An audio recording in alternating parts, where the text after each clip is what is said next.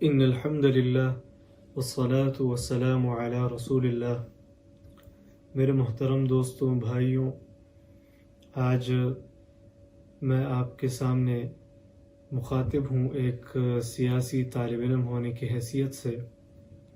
میرے محترم دوستوں، اس ملک کی سیاست میں ہمیشہ سے ملک کے اندرونی اور بیرونی احوال کا دخل رہا ہے۔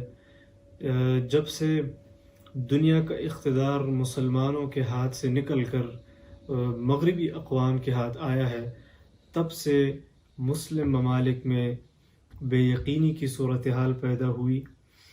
پاکستان کی مثال لے لیجئے، یہاں مغربی اقوام کی خواہشات رہی ہیں کہ ایک ایسا طبقہ برسر اقتدار آئے جو مغربی تہذیب میں رکاوٹ نہ ہو، تجارتی طور پر یہ ان کی ایسی منڈی ثابت ہو، اس ملک کے زر کو قابو میں لیں، اور چنانچہ مغربی تہذیب کے سامنے اور ان کے مالیاتی استعماری اداروں کے سامنے جو رکاوٹ بن سکتا ہے، اس کو نیست و نابود کرنے کے لیے اس برسر اقتدار طبقے کو استعمال کرتا ہے، جس سے ملک میں بے یقینی کی صورتحال پیدا ہوتی ہے۔ چنانچہ جب سے ملک میں مغربی مفادات کے محافظ طبقے کو برسر اقتدار لایا گیا، اس طبقے نے ملک کی عدالت پر اثر انداز ہو کر پہلے تو آسیہ مسیح کو چھڑوایا،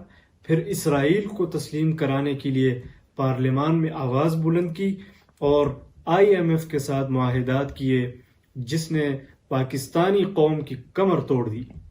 لہٰذا جمعیت علماء روز اول سے ان منصوبوں سے واقف تھی۔ تقریباً پچھلے 10 سالوں سے پاکستان کی مقتدر قوتوں اور قوم کو متنبہ کرتی رہی کہ یہ جو سیٹ اپ بن رہا ہے، یہ مغربی قوتوں کی خواہش تو ہو سکتی ہے، لیکن پاکستانی قوم کی یہ ہرگز خواہش نہیں ہے۔ لیکن اس کے باوجود پاکستان کی مقتدر قوتوں نے ان کو راستہ فراہم کیا اور ان کو برسر اقتدار لے کر آئے۔ پھر اس کے سامنے جمعیت علماء نے ڈٹ کر مقابلہ کیا اور دیگر سیاسی جماعتوں کو ساتھ ملانے کی کوشش کی۔ یہ ان کی مجبوریاں تھیں جس کی وجہ سے وہ کبھی ساتھ رہتی تھی، کبھی پیچھے رہ جاتی تھی، لیکن 15 ملین مارچ کرنے کے بعد لاکھوں انسانوں پر مشتمل آزادی مارچ ان کی تابوت میں آخری کیل ثابت ہوا۔ اب اسی کے زوال کے آثار آنا شروع ہو گئے ہیں، جس کا اعتراف عمران نیازی خود بھی کر چکا ہے کہ ایسے حالات بن گئے ہیں کہ بڑے بڑے گھبرا گئے ہیں۔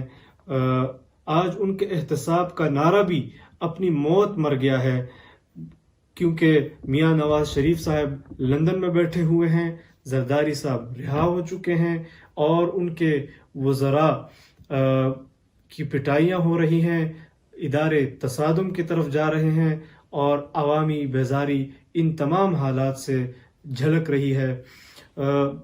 لہٰذا میں سمجھتا ہوں کہ مغربی قوتوں کا داماد ان قریب اپنے سسرال پداریں گے، اور ایک مرتبہ پھر دنیا دیکھے گی کہ جمعیت علماء کے ہوتے ہوئے کوئی پاکستان کو امریکن کالونی نہیں بنا سکتا۔ وآخر دعوانا ان الحمد للہ رب العالمین۔